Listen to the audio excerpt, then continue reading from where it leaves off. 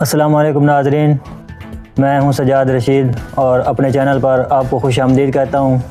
آج ہم بات کریں گے پاکستان کا اس جنگ بندی میں کردار، اسرائیل کی جنگ بندی کے خلاف ورزی، ابنائے ہرمز کن شرائط پر کھلے گی۔ یہ جو ایران اور امریکہ کے درمیان جنگ بندی ہوئی ہے، اس میں یہ 3 پوائنٹس ہم آج ڈسکس کریں گے۔ جنگ ایک بہت بڑی کامیابی ہے اور پاکستان نے اس میں بہت کوشش کی ہے۔ پاکستان ان جنگی حالات میں بڑا محتاط رہا ہے اور خود کو اس پورے خطے میں امن کا سفیر ثابت کیا ہے، جس سے بھارت میں سوگ کا سماں ہے۔ وہاں کے نیوز اینکر اپنی سکرین توڑ رہے ہیں کہ وہ پاکستان جس کو ہم دہشت گرد ثابت کرنے میں لگے ہوئے تھے، اس نے یہ سب کیسے کر دکھایا۔ اور انشاءاللہ بھارت کو اس طرح کے اور جھٹکے اور اس طرح کی اور خبریں ملتی رہیں گی جس سے ان کی اور سکرینیں ٹوٹیں گی۔ امریکہ پاکستان کے ذریعے سے اس مذاکرات میں آیا اور اس میں سب سے بڑا کردار پاکستان کے فیلڈ مارشل عاصم منیر صاحب کا ہے۔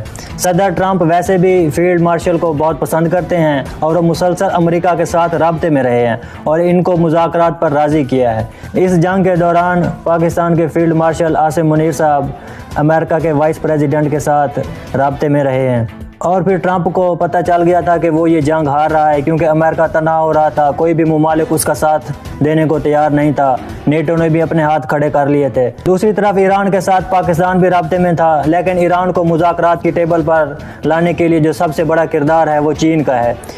امریکہ کو مذاکرات کی ٹیبل پہ لانے والا پاکستان ہے اور ایران کو مذاکرات کی ٹیبل پہ لانے والا چین ہے۔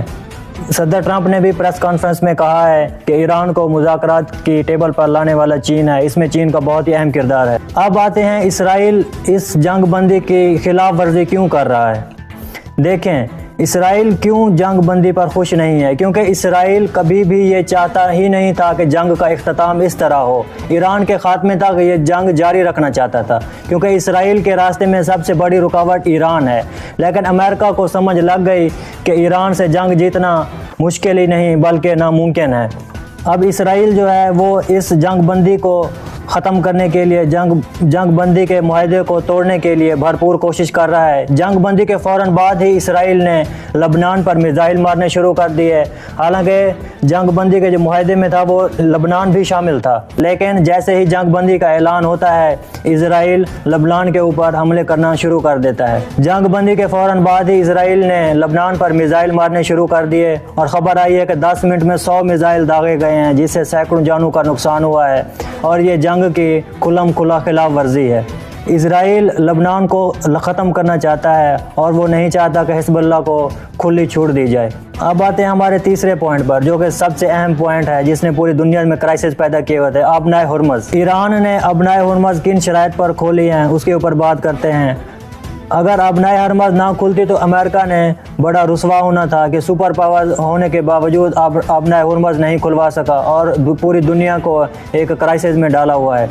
ابنائے ہرمز ایران نے اس شرط کے ساتھ کھولی ہے کہ ایران اب اس پر ٹیکس وصول کرے گا۔ جو بھی جہاز ابنائے ہرمز سے گزرے گا اسے $1 فی بیرل کے حساب سے ٹیکس دینا پڑے گا، اور ایران یہ پیسہ اپنے انفراسٹرکچر پر لگائے گا، اور امریکہ نے اپنی عزت بچانے کے لیے ایران کی یہ شرط بھی قبول کر لی ہے۔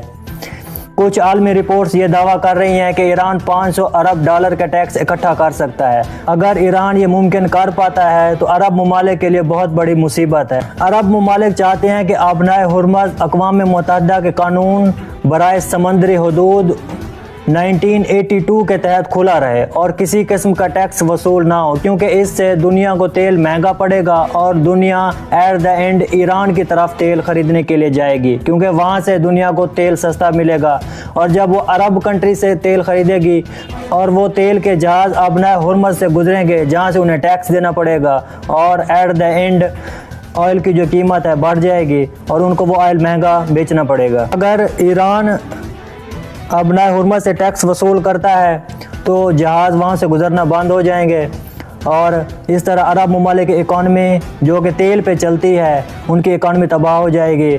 ناظرین، اس سب کے دوران ایرانی صدر کا ایک ٹویٹ بھی آیا ہے جو آپ کو بتاتے ہیں۔ ایران کے مطلوبہ عوامی اصول کی قبولیت کے ساتھ یہ جنگ بندی ہمارے عظیم شہید علی خامنہئی کے خون کا ثمر اور تمام عوام کے میدان میں رہنے کا نتیجہ ہے۔ ناظرین، آپ کو بتایا ہے کہ جب صدر ٹرمپ کی ڈیڈ لائن ختم ہو رہی تھی تو عوام جھنڈے لے کے ایران کے پاور پلانٹس اور کھلے میدانوں میں آ گئی تھی کہ ہم ایک بہادر قوم ہیں اور ہم نہیں ڈرتے۔ تو اس وجہ سے ایران نے بھی اپنے ٹویٹ میں کہا ہے کہ یہ ایرانی عوام کی فتح ہے۔ ایرانی صدر آگے لکھتے ہیں کہ آج سے ہم ایک دوسرے کے ساتھ کھڑے رہیں گے، چاہے وہ سفارت کاری کا میدان ہو، دفاع کا محاذ ہو، گلی کوچوں کا منظر ہو یا خدمت خلق کا شعبہ ہو۔ اور آخر میں ایک نعرہ بھی لکھا ہے، ہمارا ساتھ ہونا ہی فتح ہے، کہ ہماری قوم جو ہمارے ساتھ کھڑی ہے، ہمارا ساتھ دیا ہے، رجیم چینج نہیں ہونے دی، یہی ہماری فتح ہے۔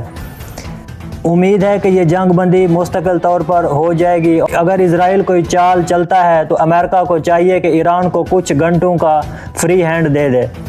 جب ایران کو امریکہ کچھ گھنٹوں کا فری ہینڈ دے گا تو امید ہے کہ ایران اسرائیل کی وہ حالت کرے گا اور وہ اسے سبق سکھائے گا کہ آئندہ اسرائیل کبھی بھی عالمی اصولوں کے خلاف نہیں جائے گا۔ اب تک کے لیے ناظرین اتنا ہی۔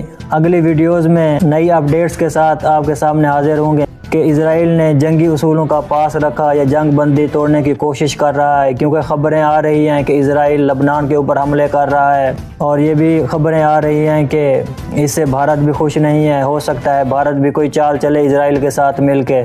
اس کے ساتھ ہی ہم آپ سے درخواست کرتے ہیں کہ ہمارے اس چینل کو سبسکرائب کریں، لائک کریں، واچ کریں، تاکہ آپ تک عالمی دنیا کی بدلتی ہوئی خبریں اور لمحہ بہ لمحہ آپ کو باخبر رکھا جا سکے۔